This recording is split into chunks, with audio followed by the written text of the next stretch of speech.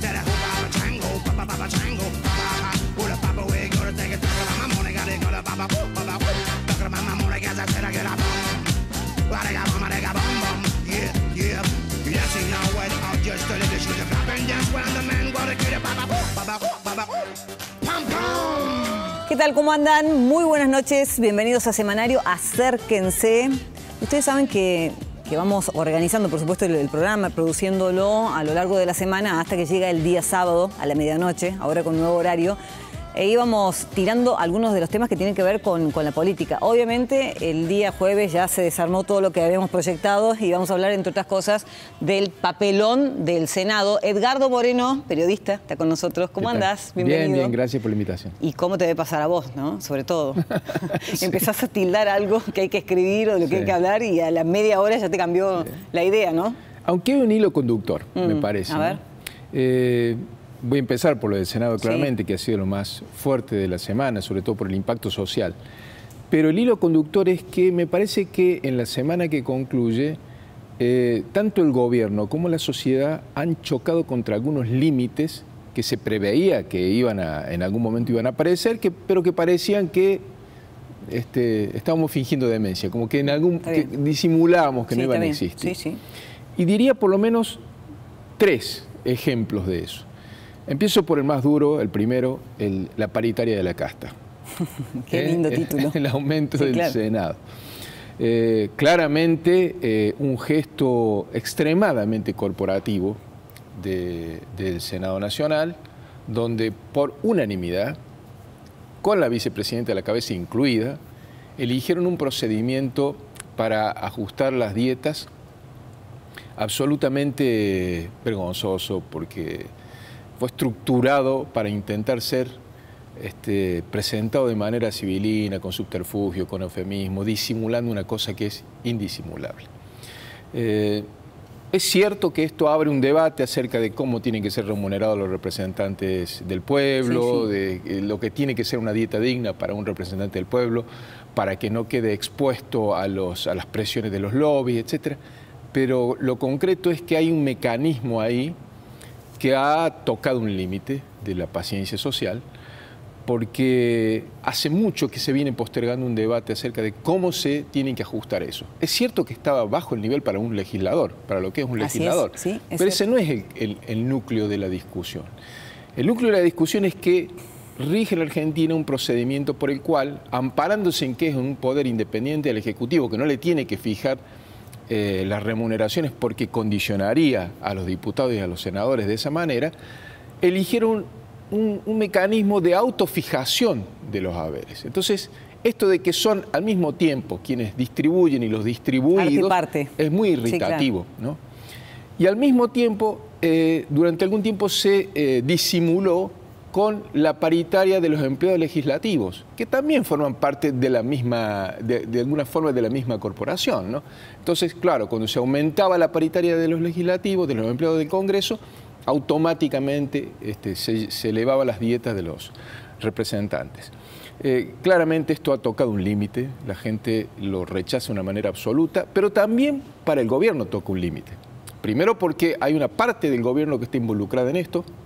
Aunque no lo quiera leer así el mismo Milei, ¿no? Hubo un senador que firmó el despacho, y el procedimiento mismo, tal como lo presentó la vicepresidenta Villarroel, era como, bueno, rápidamente, digamos, un número del proyecto y lo aprobemos. No se trata de que asuma posiciones ni dictatoriales ni autoritarias, pero tampoco tratar de disimular una cosa que es obvia, digamos, que claramente se dio de esa manera. Todos los legisladores terminaron en el Senado convalidando esto.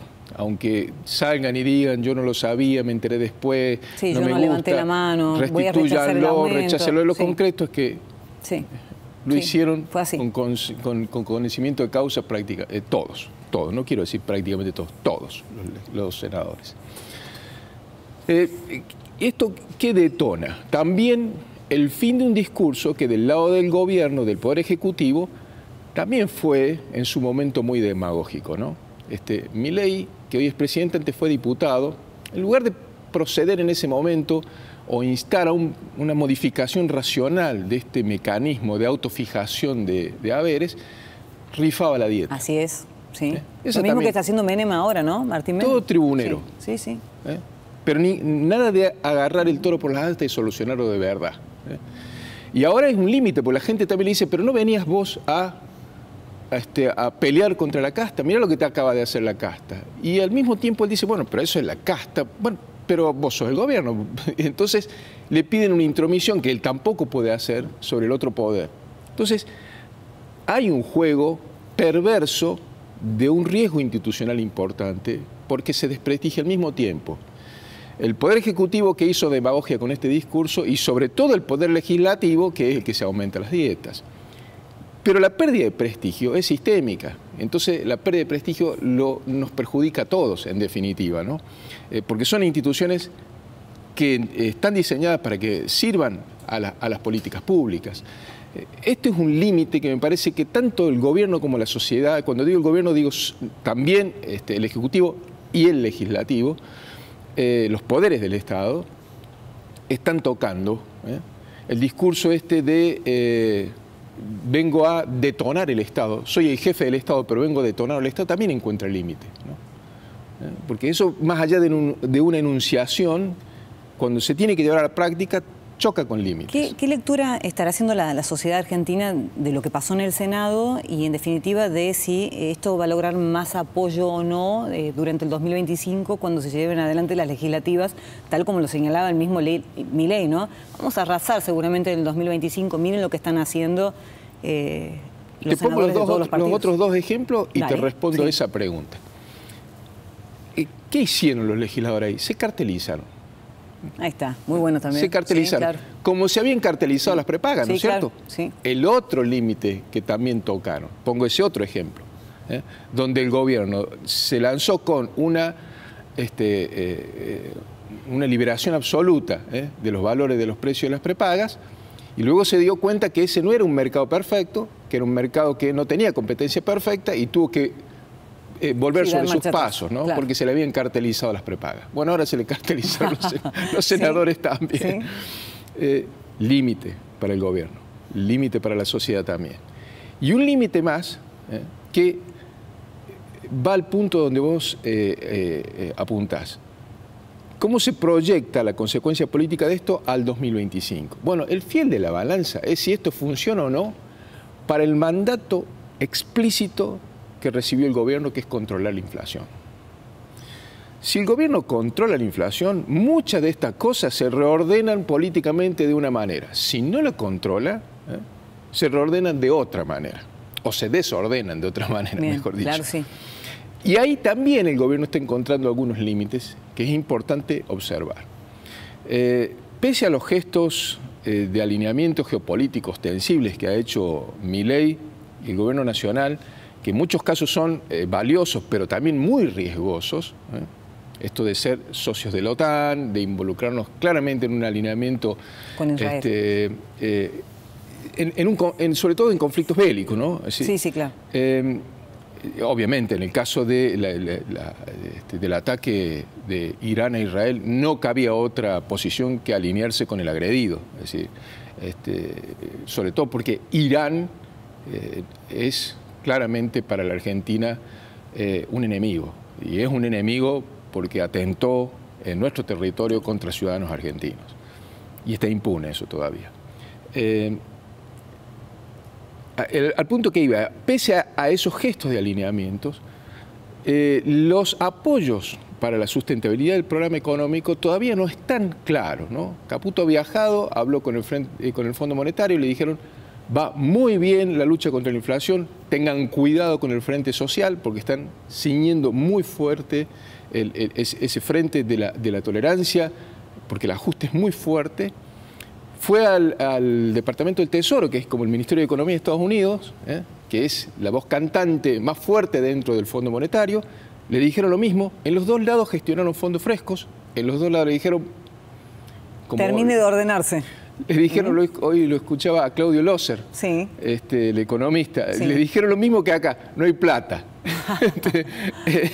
Entonces, eso es un punto a observar con detenimiento, porque de esos fondos frescos depende mucho de que se pueda mantener esta suerte de estabilidad del dólar que el gobierno viene consiguiendo y de la cual depende que la inflación pueda seguir bajando. Entonces, recapitulando, si eso funciona bien, si el esquema de estabilización de la economía funciona bien, probablemente todo este desorden político, ¿no? La paritaria de la casta, la cartelización de los legisladores, el enojo del presidente, ¿no? Sí. Y no de sé alguna manera. No sé si queda solapado, pero va a generar realineamientos. Ahora, si lo económico no funciona, y el ajuste pierde sentido.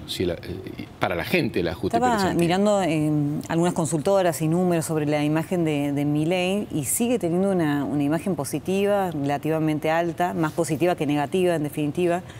¿Qué encontrás vos que lo termina sosteniendo, que lo sigue sosteniendo entre la gente, a pesar del ajustazo? Lo feo que vino a superar. Voy a decir una cosa que le disgusta muchísimo escuchar a los opositores de Milei. Y no habla a favor de Milei.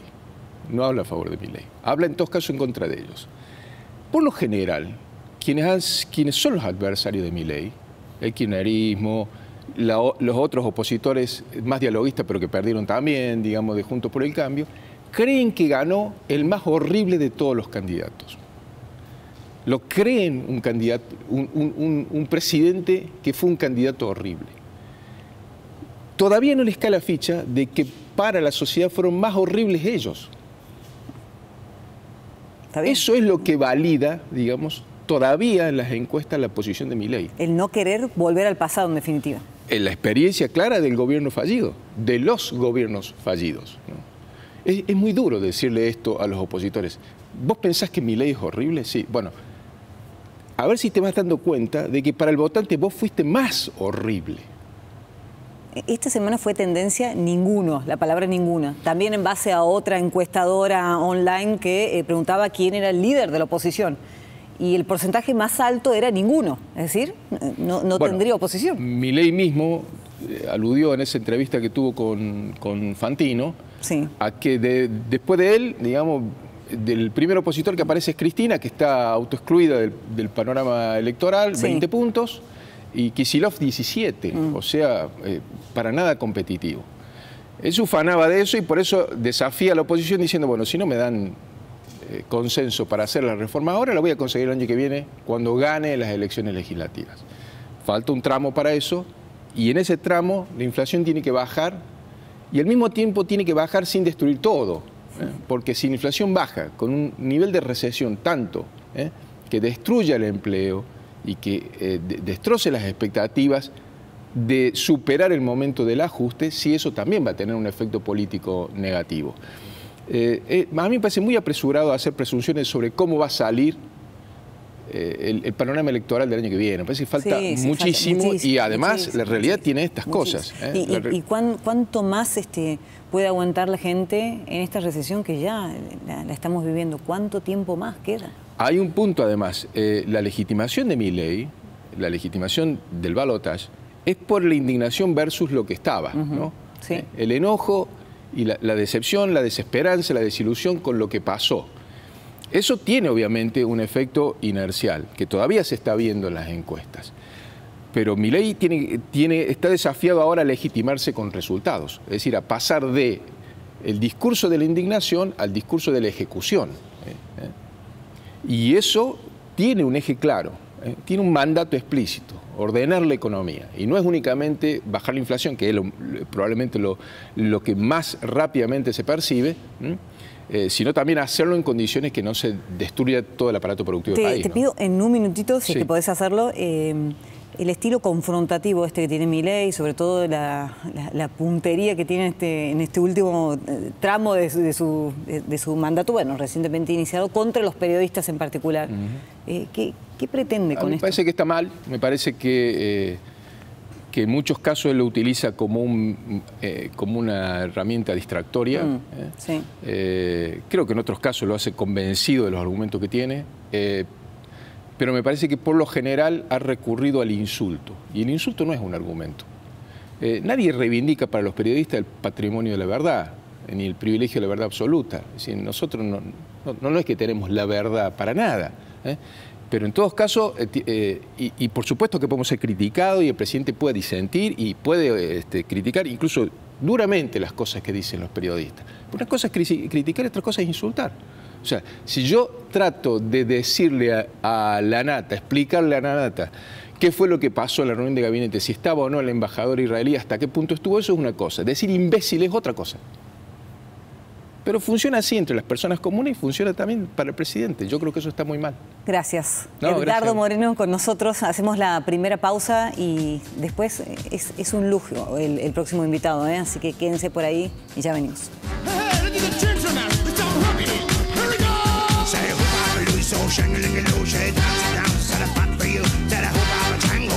Chango,